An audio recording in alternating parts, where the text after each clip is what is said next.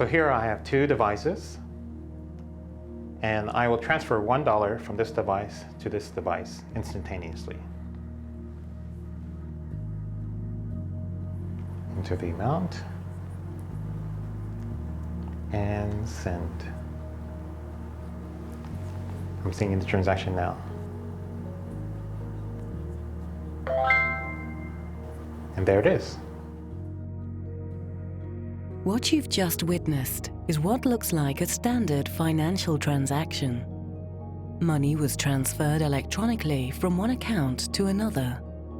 But while it appears like an ordinary bank transfer, it may perhaps be the most revolutionary technology you're likely to see in your lifetime. This technology is called Bitcoin.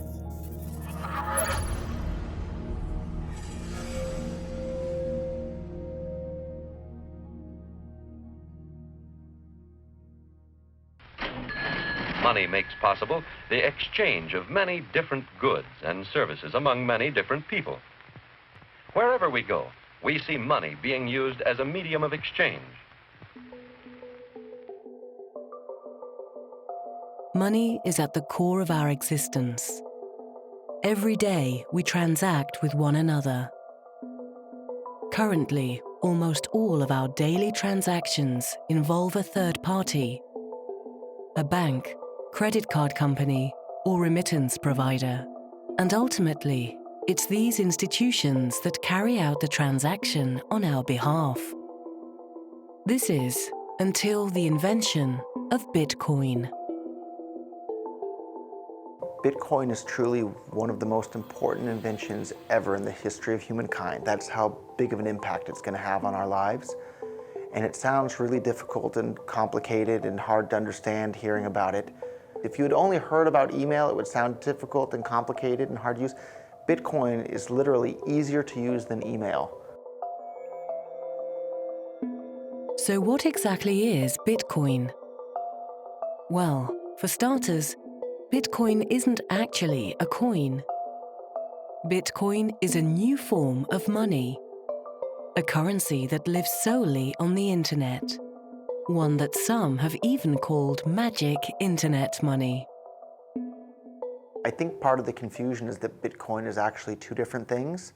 It's both a currency and a payment network. And we've never had one thing that's both of those at the same time. So the dollar is a currency, but it's not a payment network. PayPal and Visa are payment networks, but they're not currencies.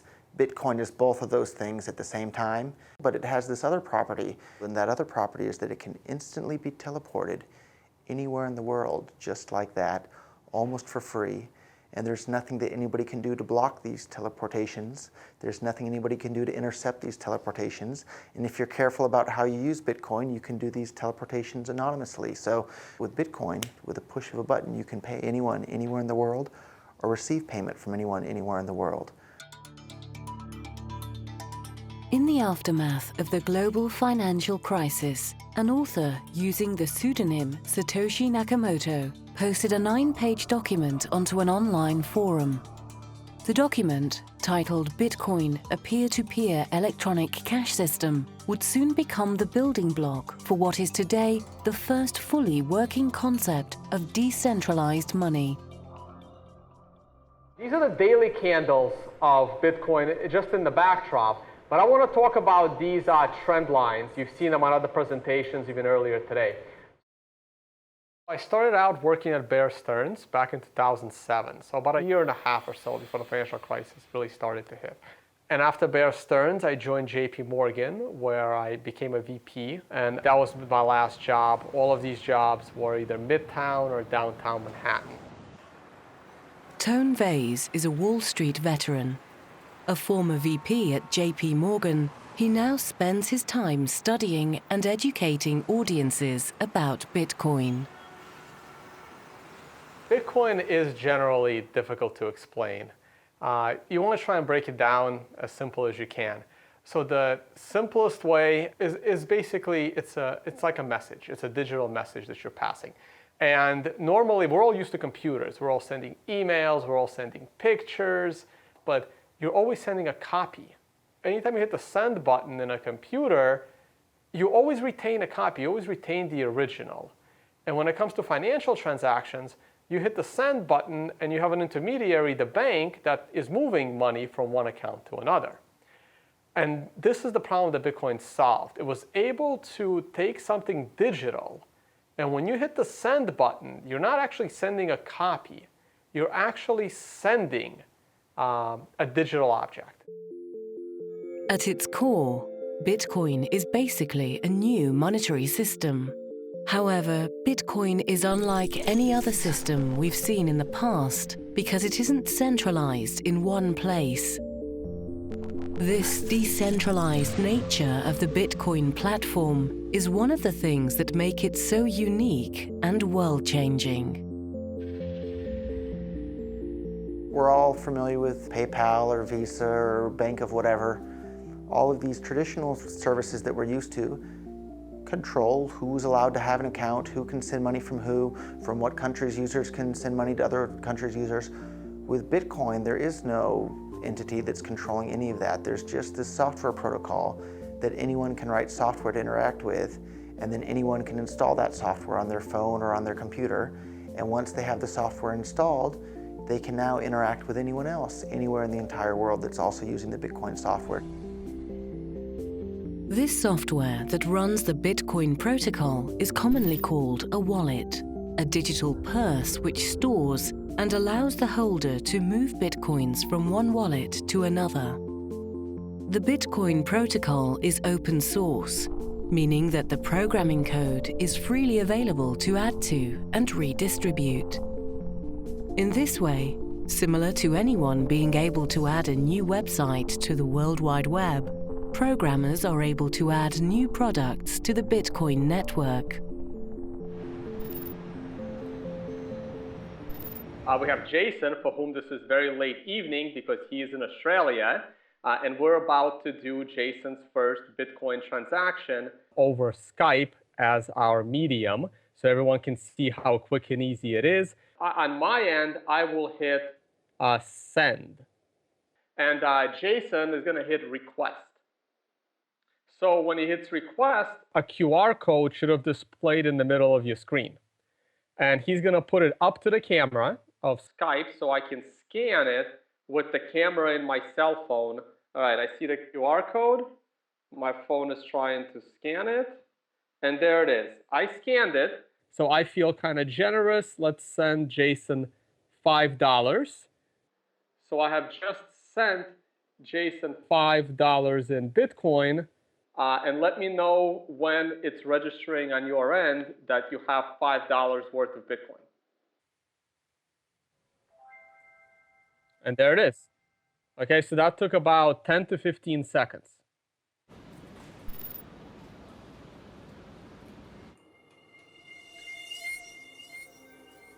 Bitcoin enables users to send and receive money instantly without the involvement of a third party.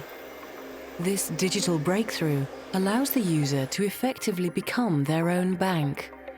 This is a complex idea to handle, but the possibilities of this new bankless currency are enormous. はい、こちら3240円になります。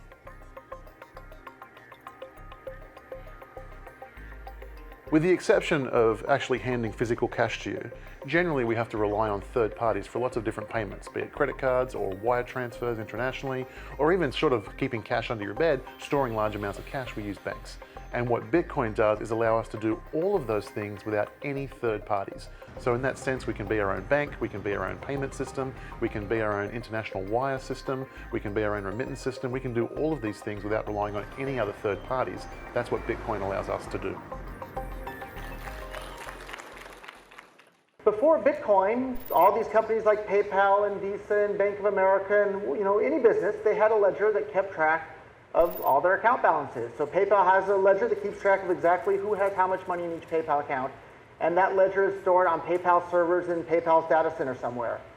And before the invention of Bitcoin, people thought that it was impossible. All the mathematicians and computer scientists thought that it was impossible to have consensus on a distributed ledger like this. But what Bitcoin did is it came along and figured out how to keep track of this ledger that keeps track of who has what Bitcoins. But instead of that ledger being on one data center, it's on everybody's computer across the entire planet that's running the Bitcoin network, including my laptop right here. I have a full copy of the entire Bitcoin ledger. This public ledger, known as the blockchain, is perhaps what could make Bitcoin a financial game changer. Bitcoin is what is known as a cryptocurrency, meaning that it's a digital currency in which encryption is used to regulate the creation of new units and verify the transfer of funds. New Bitcoins come into existence through a process called mining. A miner is a person or entity who runs a very powerful computer in an effort to solve a complex mathematical puzzle known as a block. Miners around the world compete to solve or close a block and are rewarded with newly generated Bitcoins if they're successful. All transactions that travel through the Bitcoin network are pieces of this complex mathematical puzzle. So when a miner solves a puzzle, they're actually verifying the integrity of each and every transaction.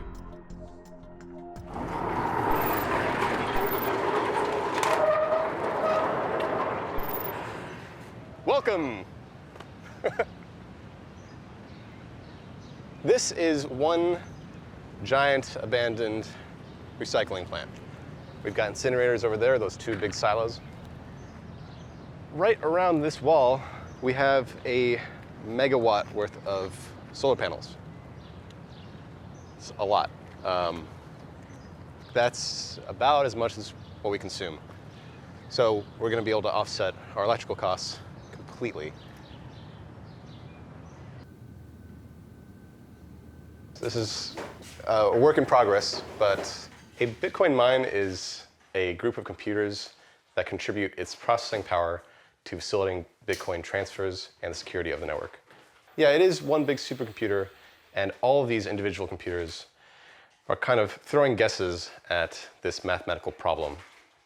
And it's a very difficult problem. It takes lots and lots of computers to guess it. Once that guess is correct, that is sent to all the rest of the computers, and with that answer, they record all the transactions that have been done up to that point.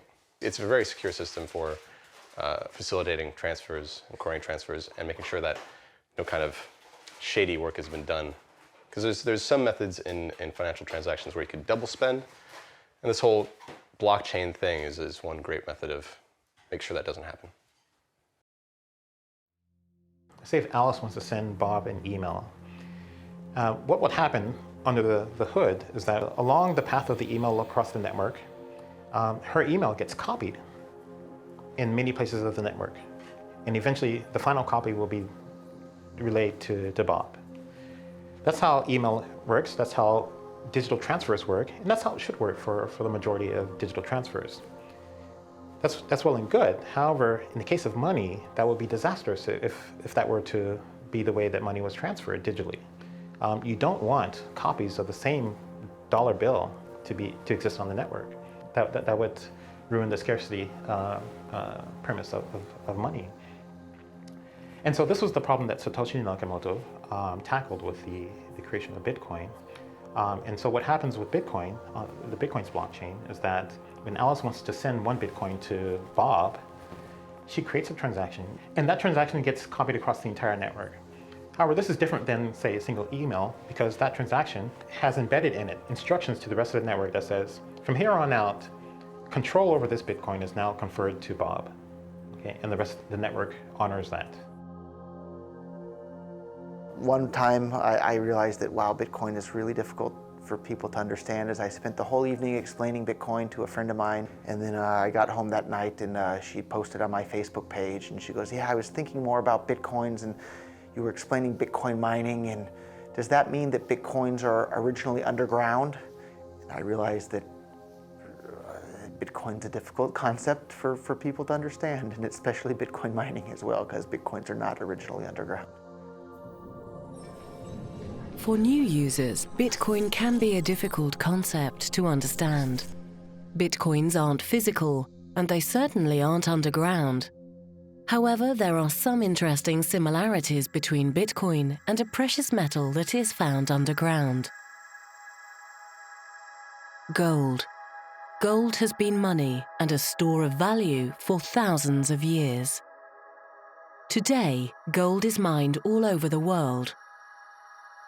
The amount of gold that can be extracted from the ground decreases over the life of a mine, until eventually the mine is exhausted of all of its gold. Bitcoins are also mined in a similar fashion. The Bitcoin algorithm is programmed so that the reward for mining new Bitcoins is halved every 4 years until the year 2140, when all Bitcoins will have been deemed to have been mined. Perhaps the mysterious creator behind Bitcoin was trying to mimic the attributes of gold, almost as if to create a digital gold coin which could be divided and then sent instantly around the world. I try to explain it in some really simple way, like miners, Bitcoin miners, they receive the reward just because they maintain the security of Bitcoin. Mathematically, it means that you need to solve quite difficult problems. It's a just guessing process. You have to make millions and millions of guesses. And if you're right, and you're able to close all these transactions inside of one block, you're successful and you receive 12.5 Bitcoins as miner. Originally, this reward was 50 Bitcoins. Every 4 years, this reward for miners is 2 times less. So reward will be decreasing over the time. The creator of Bitcoin, whoever he is, was a really smart guy. And he obviously liked math a lot. And he sat down and did some calculations and thought to himself, if everybody in the entire world were to start using Bitcoin, how many Bitcoins would we need in order for that to be able to accommodate everybody using Bitcoin for this? And each Bitcoin can be divided down to 100 millionth of a Bitcoin. And if everybody in the entire world were to start using Bitcoin as their money, the smallest unit of a Bitcoin, which is called a Satoshi, it's 100 millionth of a Bitcoin, would still be worth less than 1 US penny if the entire world were to start using Bitcoin. So who is this Satoshi Nakamoto? 2 years after publishing the white paper for the peer-to-peer electronic cash system, this mysterious figure vanished, never to be heard from again. The only clues to his or her identity can be found in the white paper. Some speculate he or she is of British origin due to the writings containing some British slang. Others believe that rather than being one person, Satoshi was a group of hackers working in concert to create a new monetary system which would decentralize money as we know it. I think he was a clever guy. He was not a normal geek. He had good knowledge of decentralized technology or decentralization. He had good knowledge of financial system, and he was quite good coder. But the code of Bitcoin is not definitely the best one.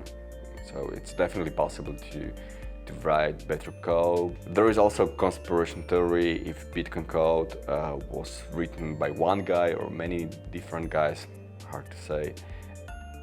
Anyway, I especially appreciate that it's first fully working concept of decentralized money. It's very interesting, like who Satoshi is. There's lots of speculation, especially among like the very early people in Bitcoin. But what difference does it make whether we know who created Bitcoin? I don't know that it makes any difference. There's lots of stuff that we use that we don't know who created it. And yet it gives us a lot of advantages in our day-to-day activities. I have no idea who Satoshi is. We know very little about Satoshi, and so he could be at an event, he could be someone we know, he could be someone I've spoken to, he could be a friend of mine for all I know. I don't know who it is. I don't know if we'll ever know, but it's a fun game. Am I Satoshi? I don't think I'll answer that one.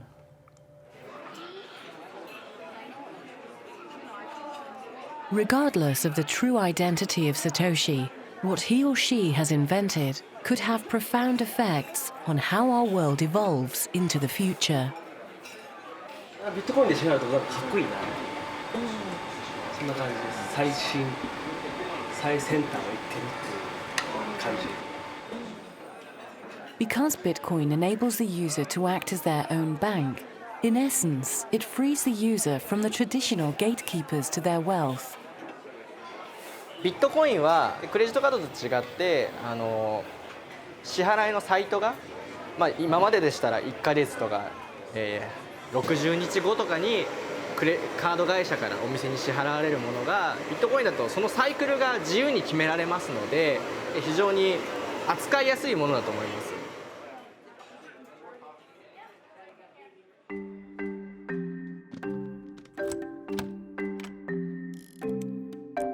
We all use keys in our daily lives. Keys allow us to access and control our valued possessions. They also protect our valuables from being stolen. Take your car as an example. Holding the keys to your car allows you access to it whenever you wish. But suppose you've had a few too many to drink, and your loyal friend confiscates your keys from you. The car may still be yours, but now you no longer control it. Taxi! And must hail a ride home. The same can be said of our finances. Although you may have the debit card and password to your bank account, the funds aren't directly in your possession. Every time you make a withdrawal or transfer from your bank account, the bank is actually acting on your behalf and moving the funds for you. This is where Bitcoin is fundamentally different. Bitcoin enables an individual to hold the private keys of their own wealth. So with pretty much every asset that we have out there, we don't directly hold the dominion or control over that asset. For example, the Royal Bank of Scotland, they had 700,000 accounts, ATMs, just went down for the weekend. Nobody could access the ATMs, couldn't get money out. You have a credit card or a debit card and it gets turned off because of suspected fraud or you did a charge in an unusual location. Well, guess what? The credit card company holds those private keys. They get to make the choice, not you. Bitcoin is very, very different in this regard. It is built on public private key encryption. And what that means is that you send Bitcoins to the public key, and then in order to send the Bitcoins, you have to be able to sign with the private key where the Bitcoins currently reside. And that literally is a number. That private key is a number. Bitcoin, nobody gets to turn it off. If you have the private key, you get to access it and use it. With your Bitcoin wallets, there's associated what are called private keys. Okay? And these are literally what they sound like. They're private keys that can open and unlock your access to your funds. But let's be clear, if you lose any of your private keys, you lose access to your funds. Simple as that. So we just bought some Bitcoins out of a local Bitcoin ATM. And so what actually comes out is what we call a cold wallet. It's a little piece of paper with two squares on it, or two things that look like Roche ink blotch tests, and a bunch of alphanumerics underneath each. Now the top is the public key, which is what people would use to send Bitcoins to this address. And the bottom one is the private key, which is what you would use to scan in order to retrieve Bitcoins from this address. Now it's very important to note that that private key is something that you really shouldn't be showing around everywhere, because whoever scans this first will be able to take the Bitcoins off this address. Also, if you were to happen to lose this piece of paper, then you've actually essentially lost your Bitcoins because nobody else has a copy of this private key. Right now, there actually is some Bitcoins on this address, so if you're seeing this for the first time, you may be able to scan this off yourself and take the Bitcoins for yourself.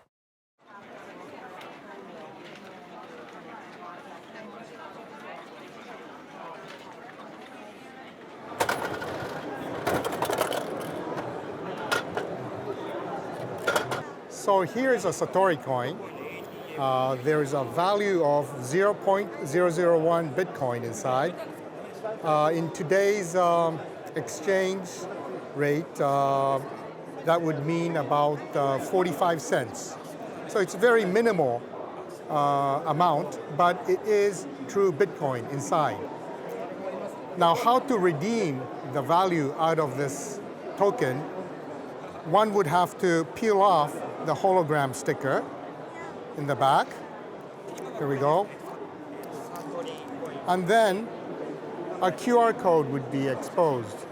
And this QR code is the private key information, which is essentially like a password. And with this private key, and only with this private key, one can redeem, you can import that value to your Bitcoin wallet. Anything that's physical has a very strong sense of authority or authenticity. And to make the barrier to entry to Bitcoin as low as possible, I think everyone working on the project felt it was really important that someone could have a part of Bitcoin that they can hold in their hands that's portable and doesn't cost very much to get started. It's kind of a low commitment object. Because Bitcoin is built on public, private key encryption, the entire workflow for sending payments, particularly online, is fundamentally different from that of credit cards. Credit cards were never built to be used on the internet in the first place. When the credit cards were made, there was no internet. So a pull system is that you've given the authorization to the merchant or the credit card issuer to pull from your bank account whenever it is that they feel that they have the right to do so. With a credit card, whenever you want to initiate a transaction, you are effectively giving the keys to the merchant, right? And you give your keys to every merchant you deal with. Right? So every time you make a transaction, for example, online or so, you're taking a risk because you're entrusting the merchant with this very personal information, which they could then take to initiate transactions as well if they wanted to. Whereas Bitcoin, it's a completely different model where the control is more weighted towards the consumer. The consumer then pushes their funds to you. And then if you're doing an internet service, right, you could broadcast a Bitcoin address and anyone in the world could send Bitcoin to you. If you were a band, a musical band, and you're performing on a concert and your concert was being broadcast around the world, if you put up on the stage a sign that had a Bitcoin address, well, you could be funded by anyone who was watching that broadcast anytime they watched it from that point onward.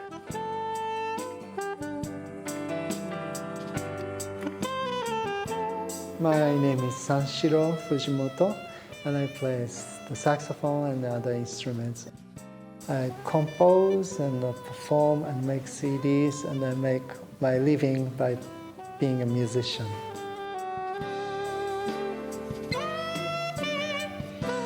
Today's small live show I did without no admission fee, and if you appreciate my music, then you can tip me. By tipping, you don't know how much. You might get 0, or if your performance is great, you might get more than you think. So that makes me play better.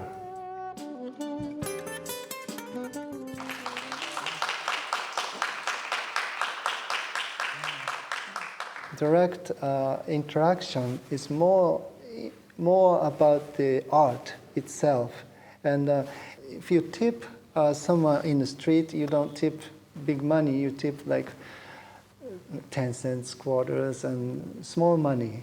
But to send the small money on the internet costs more than what you're supposed to tip. So Bitcoin is much better way to tip someone in the internet. Bitcoin payments are a push system, meaning that the funds are pushed from sender to receiver. This makes for a faster and cheaper system than traditional pull systems like credit card transactions. This in turn also means that Bitcoin transactions are final and cannot be reversed. Credit cards actually has about a 6-month settlement time. Even though the transaction looks like it went through, the person can then call back and say this was a fraudulent transaction. and then the credit card will take that money away from the merchant in some cases. In some cases, the credit card will eat the cost, and that's a chargeback. Now, we pay for this. This is the 3% fee. Merchants usually pay this 3% in order to accept credit cards. So Bitcoin transactions don't have chargebacks. I think of it as a good thing. As much as people like to say how great it is to dispute things, it very, very rarely happens. Almost never do you order something from a legitimate company and you were not satisfied and then the company did not solve your problem. Most of the time this situation happens is when your credit card is actually stolen. And your credit card can always be stolen. Everyone's credit card is all over the internet. It's just luck or bad luck if your credit card happens to be used in a fraudulent transaction. We have some businesses accepting Bitcoin, mostly restaurants, for example. We have some restaurants here set up in Acapulco. For merchants, when they accept Bitcoin, is for them to have another option, an innovative option. And for them, they have a lot of advantages. We don't charge what the credit card fees charge every time they slide the card, 3, 4, 5, even 10%, depending on the credit card. We don't charge anything. We don't have a minimum fee. You can pay 10 pesos, 50 pesos. We don't have a minimum.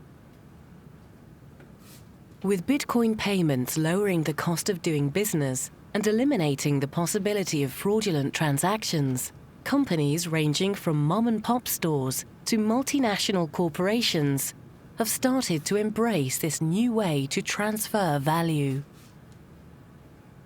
This is Harvard Medical School, and this is Harvard Chair. I visited here, it's 1997 to 1999. 僕らは今ファックスを使ってますけれども、今は Facebook とか SNS でもうすぐ写真でね、旅行行く時もパスポートもファックスを取らずに送ることができます。ということはファックスはもう未来ないと。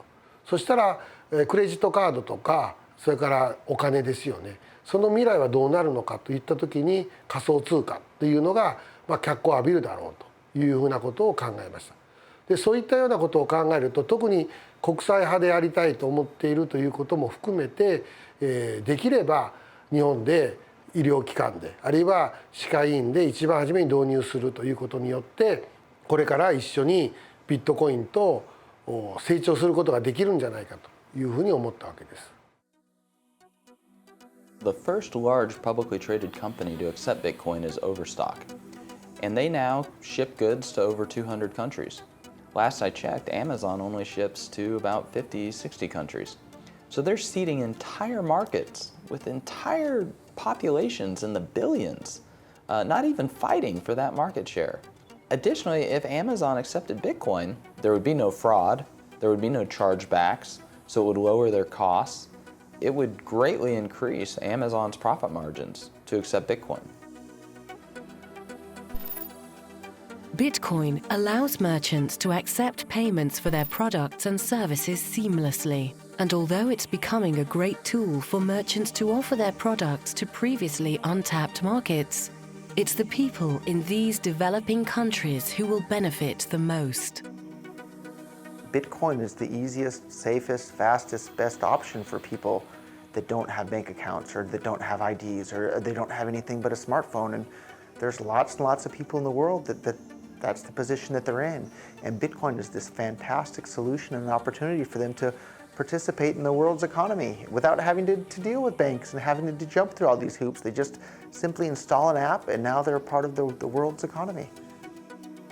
Something like 33% of the credit card transactions coming out of Africa are fraudulent.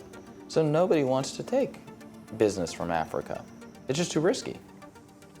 With Bitcoin, you know the funds are good. So as a merchant, yeah, pay with Bitcoin. I'll sell anything you want, that's legal to Africa. Then they're able to start having property rights.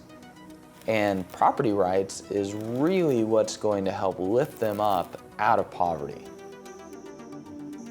So Bitcoin does get into this niche of the underserviced people in the banking industry. So a lot of third world countries, they may not have access to bank accounts. They might not even have IDs to open a bank account. But if they have cell phones and if they have access to the internet, they can now have the equivalent of a bank in their cell phone.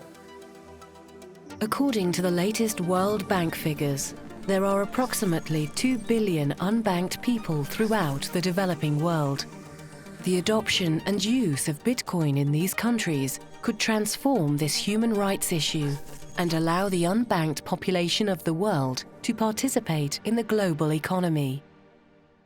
For the first time in the entire history of the world, anyone can now send or receive any amount of money with anyone else, anywhere, instantly, basically for free, and it's impossible for anyone, including governments, to stop them from doing that.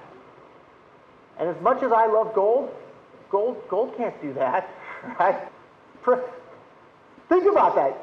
Here, anybody in this room, you can now send and receive any amount of money with anyone, anywhere in the world, right now, and there's nothing that anybody can do to stop that. That was not possible before the invention of Bitcoin, and that is a fundamentally world-changing technology for every single human being on the planet. WikiLeaks was able to find funding through Bitcoin. And this was in the midst of a financial blockade that WikiLeaks was facing. At the time, the US had ordered the Visa, I think it was MasterCard as well, Bank of America, to blockade any donations to WikiLeaks. Say what you will about WikiLeaks. Not necessarily that I condone everything that they do, but I do think it is very important for freedom in the world, for people to have uncensorable ability to donate money to whatever political causes that they want to. And so I thought that was extremely powerful for WikiLeaks to be able to defy the US in that sense. Because Bitcoin puts the private keys of wealth in the hands of the user, it can be used to support activist causes. But Bitcoin can also be used for a night out on the town. My name is Ken Shishido. I am co-organizer for Tokyo Bitcoin Meetup Group. We have this special event tonight, having burlesque dancers receiving Bitcoin tips. The reason why I do this is that sometimes we want to make our meetup interesting instead of talking about really technical stuff or political stuff. So this is one of the events we want to make it really fun and see what can be done using Bitcoin.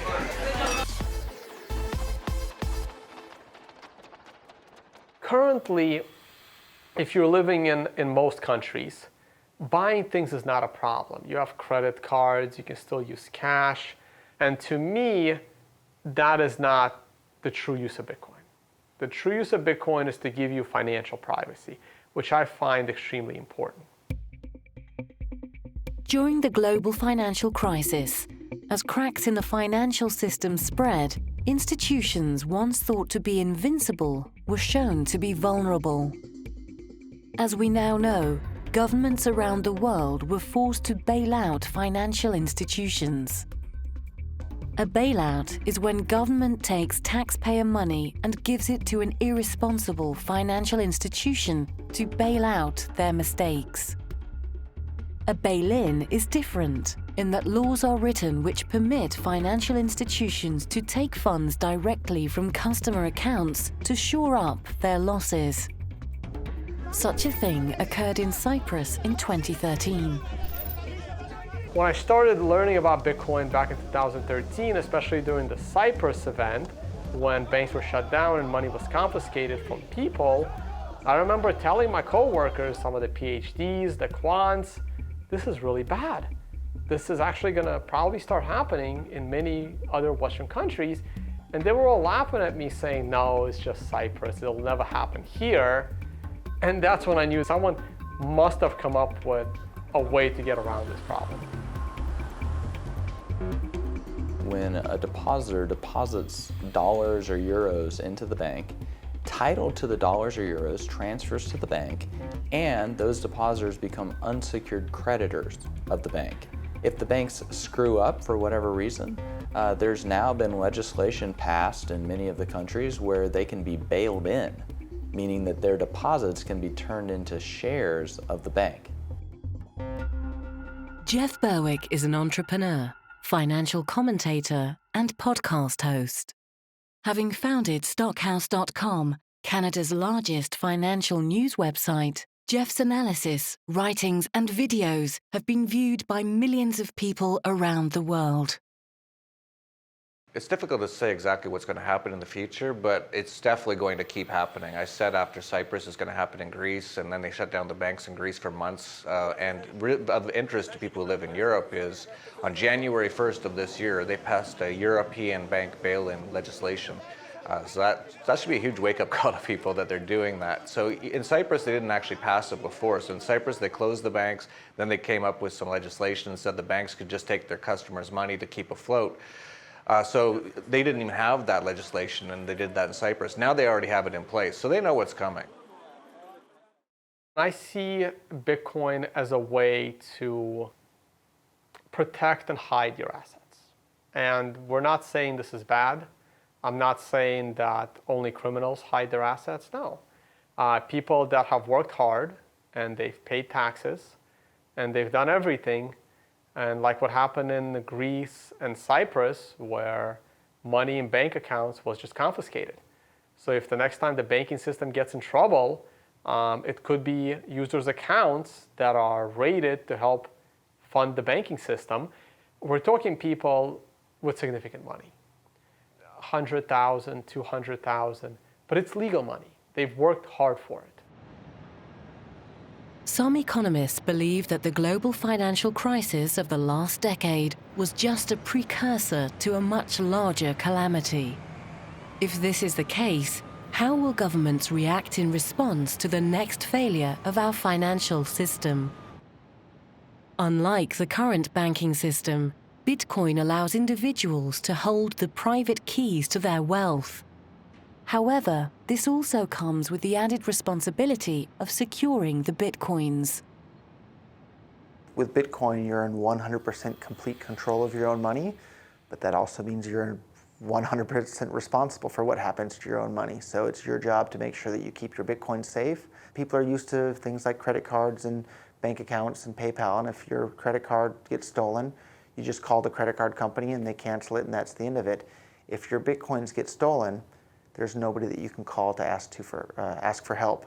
But the other side of the coin there is that there's nobody that you have to call to ask for permission to use your Bitcoins however you want. So it cuts both ways.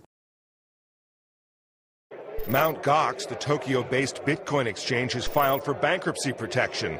The announcement comes days after the exchange announced that as much as $450 million of the virtual currency had gone missing. CEO Mark Capelli's apologized and bowed deeply on Japanese television.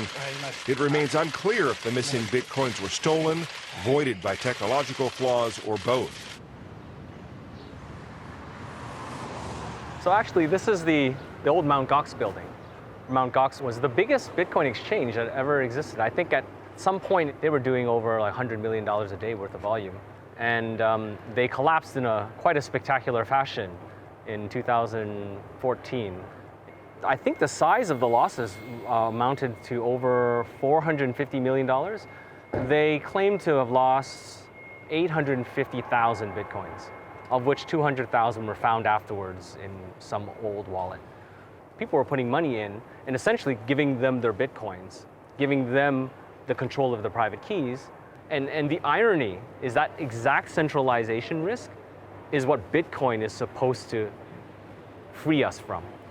And Mt. Gox just took all of the decentralized nature of Bitcoin and put it into one company with a lot of people's money. And then on top of that, put the control of that company's finances under one person who has the keys to the kingdom. So we've probably seen over the last 2 or 3 years, I would, by my count, probably somewhere between half a dozen to upwards of 10 different major hacks of companies that are involved in Bitcoin. And one thing you have to understand is that Bitcoin is fundamentally different from securing an asset that's held within the regular financial space. With Bitcoin, if you ever get access to the private key to someone's wallet, you can initiate a transaction outside of the infrastructure of that company without their knowledge. That's unlike anything that exists currently in the financial space, where if you want to take money out of that target, you have to have infiltrated their infrastructure. I think it's part of the mentality where people are trained not to trust themselves with their own money. And so everybody puts their money in a bank for safekeeping. And so that sort of mentality where you put your money in some pooled company whose sole purpose is to safeguard it, that is a really hard stigma to break, to change. And I think this is the thing that's the most challenging about Bitcoin, is that it challenges people to question that stigma. It challenges people to take control of your own money and value and to safeguard it yourself. As we know, at this time, Bitcoin is quite secure. If you have more than half of Bitcoin network power, you can take control of the Bitcoin network. But technically, this is really hard. When we consider the current Bitcoin power, it's almost impossible. So from this point of view, Bitcoin is much secure than the biggest and the most secure portals of some biggest banks in the world. The problem is that many people do not trust Bitcoin just because there were a lot of news about hacking some Bitcoin portals and some exchange services and so on. The problem is that like all services based on Bitcoins is not a Bitcoin, itself. So you cannot associate the security of Bitcoin-based services with the Bitcoin itself. The collapse of the Mt. Gox Bitcoin exchange in 2014 caused much confusion and skepticism about the security of Bitcoin. However, years after the collapse of the once largest Bitcoin exchange, Bitcoin is now on the radar of many institutions within the financial industry. The big question, the conversation you'd hear, is that the question was whether blockchain technology would impact the financial industry. And now, if you go to the trade shows and you listen to the media, the question is not whether, the question is how blockchain technology will impact and transform the financial industry. It's now a foregone conclusion that blockchain technology will impact the financial industry in a major way. So that's where we are now. But we weren't always there. If you look just 2 years ago, the attitude was that Bitcoin was almost a laughable concept, and it was a non-sustainable system, and it couldn't be applied in the financial space. In Japan, the virtual currency law has passed in the lower house, and hopefully actually it will pass in the upper house as well in the very near future. That means actually government recognizes the existence of the virtual currency, and then trying to actually set some regulations and trying to actually support the business.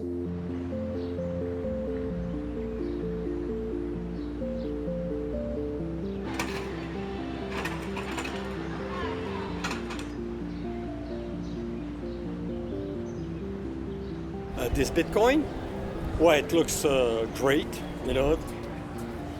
It's a nice piece of collection, It's better than a yen or a penny. Some of the areas where Bitcoin has been most popular so far is China, which has quite a high level of capital controls. Other countries like China, Argentina, Iran, this is where Bitcoin's really caught on to a lot of people, because it's not easy to transfer money in or out of the country without going through regulatory problems or having to know someone in the government and things like that. So definitely that is a huge boost to Bitcoin. The advantages of Bitcoin continue to increase its popularity around the world, sometimes in the most unlikely of places. My name is David Hyatt, and I operate the Phoenix Rising Cafe in Nimbin. This is where our Bitcoin machine is located, right next to the traditional ATM machine, so the customers have a choice of using either. I saw that the current banking system was rather restrictive, and the independence of people running their own banking systems really appealed to me. And the fact also that it was digital and we're living in a digital age, I just knew that it was something that would have to get traction over time. Bitcoin is definitely the largest innovation in monetary science since Isaac Newton's gold standard. Going to completely revolutionize how all of our assets are held, so it's going to disrupt law, going to disrupt accounting, going to disrupt our finance industry, going to disrupt so much. It will also rapidly decentralize the capital. No longer will millions of people accumulate all of their capital into one big pile that then gets allocated by a senior vice president of Merrill Lynch or Bank of America. It'll be millions of people that you have to go and entice out of their capital to go fight a war in Afghanistan or Iraq. Once you decentralize all of those private keys, it becomes much more difficult to get people to pay for a lot of these goods and services that they otherwise wouldn't necessarily pay for. I'll just scan it, and now I have your Bitcoin address in my wallet right here, and I'll go ahead and enter $1, and we'll hit send. Mind sending the transaction? Sent, and there you go, you heard the noise. Before Bitcoin, I was basically retired. I was just hanging out, enjoying my life, practicing jiu-jitsu every day, and it was really fun, but wasn't really gonna make the world that much of a better place, if at all.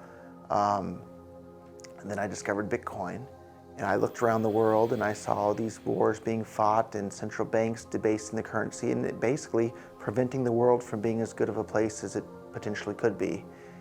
And I saw Bitcoin, and I saw this as a tool to strip away all of their power to do that. Most people aren't interested in paying to kill people they've never met in other countries. Most people are willing to pay for roads and schools and hospitals. So if the governments say we need money for roads and schools and hospitals, I think people would probably give them a good chunk of that.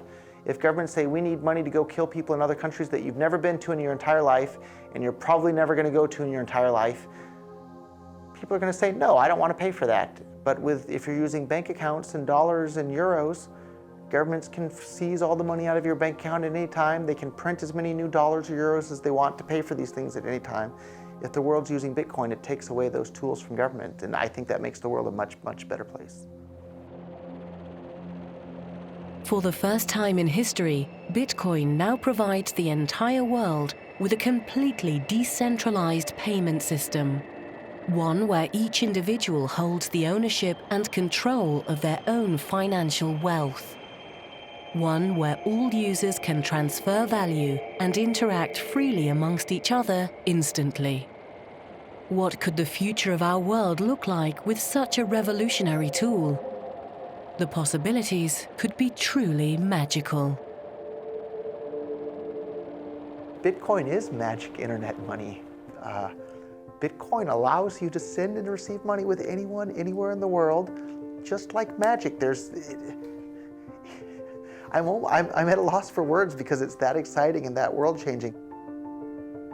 With Bitcoin, you can pull out your iPod or your iPhone or your tablet or whatever, install an app, and in less than 30 seconds, you have the ability to send and receive money with anyone, anywhere in the world, basically for free. And you can be 10 years old and do that, or you can be 100 years old and do that, and you can be that in any country. That's magic.